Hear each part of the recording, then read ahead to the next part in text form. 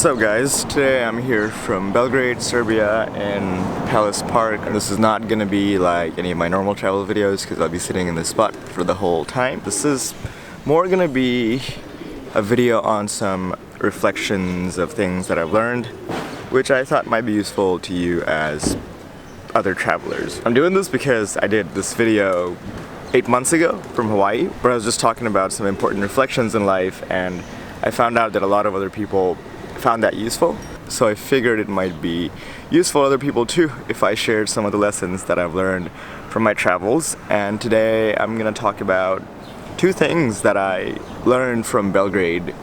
Not this time, and I've been here for a while this time, but from the very first time I came here back in 2018, that changed my approach to traveling and, in a sense, life. The first one is more about learning how to travel. When I first started traveling, I was doing a lot of trips to cheap spots in Latin America, in Asia, Southeast Asia. When you go to these really extreme budget travel destinations almost, you meet a lot of long-term travelers and slow travelers who like to take their time. You're more likely to find solo travelers.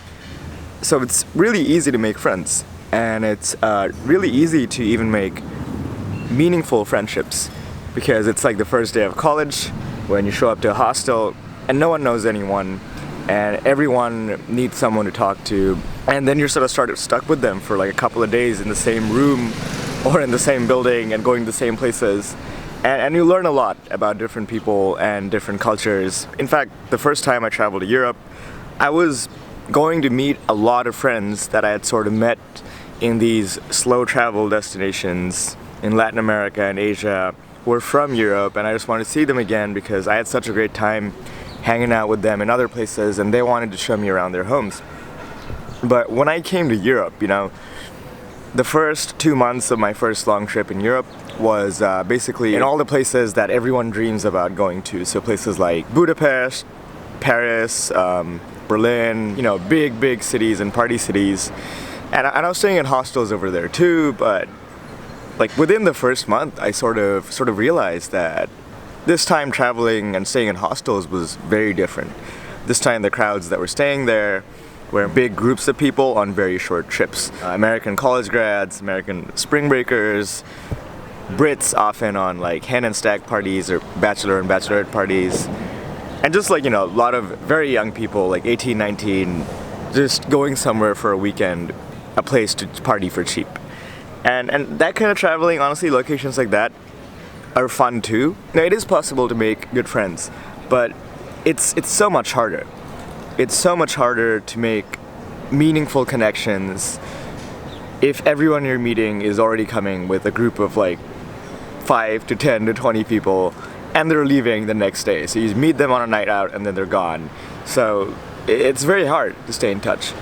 And after about the first month of traveling like that, I was really starting to, miss the old kind of traveling.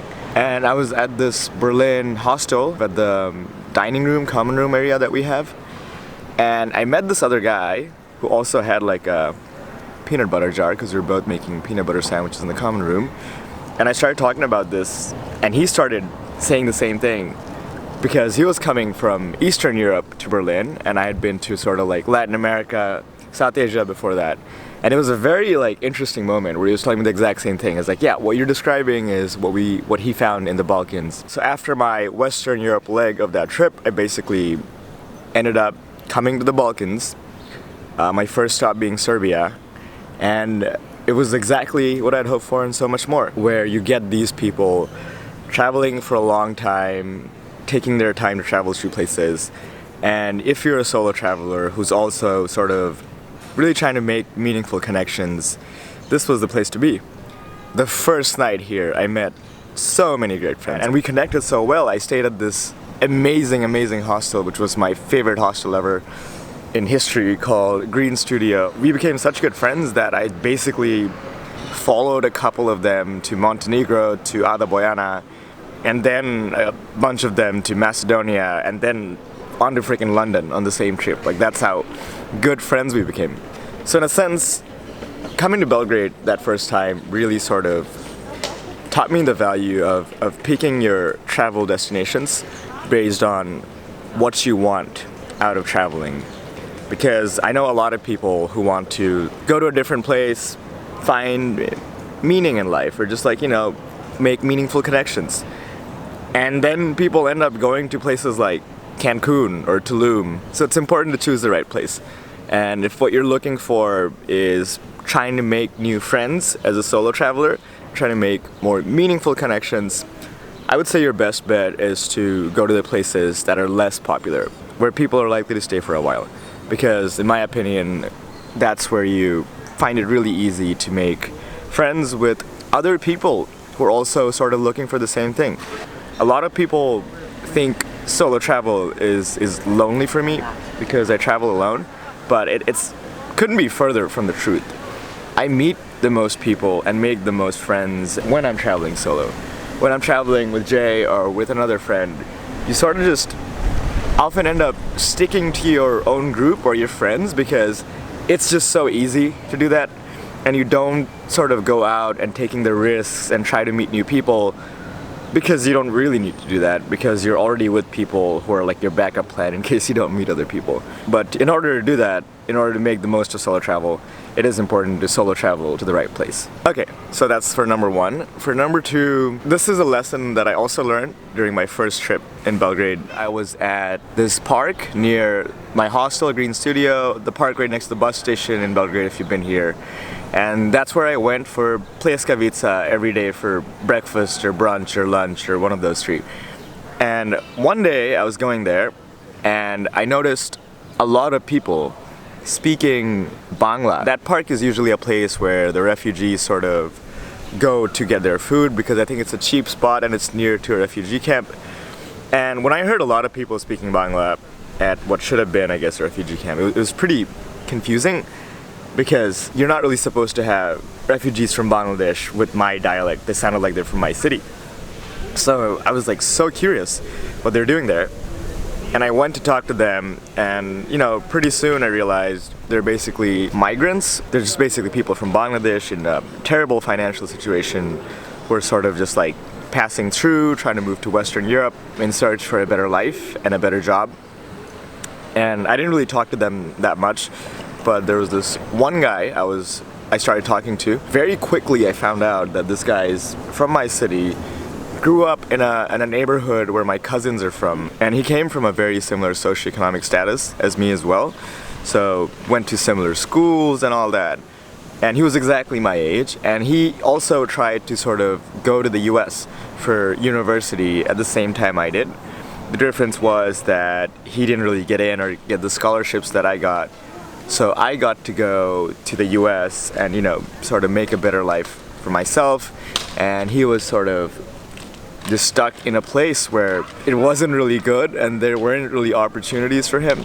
And it got bad to the point where he became a migrant and sort of went down this route of trying to get to Europe the very hard way. And he told me about how he even got to Serbia, the crazy shit he had to do, the number of times he got robbed and harassed by border security or just police in the Balkans, in Hungary and Croatia. He told me he had to walk through the sort of Iraq and ISIS territory in very dangerous places just to cross that part by land. And as I was talking to this guy, it was sort of like blowing my mind in a sense, because it made me realize how really privileged I am and how whatever problems I have are so minor compared to problems that other people who grew up in my exact same situation have as well. Because it's funny enough, I was in Belgrade and I was sort of going through like a little bit of heartbreak and something for the summer, and I was a little bummed out and just like feeling down.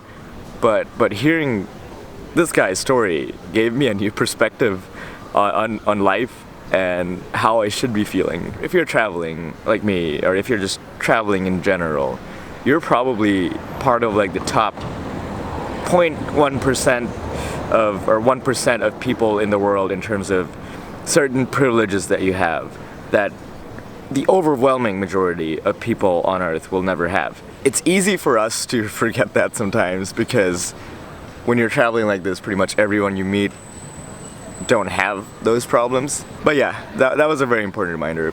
And from that point, it sort of like changed my perspective of how I look at my problems when I'm traveling, you know?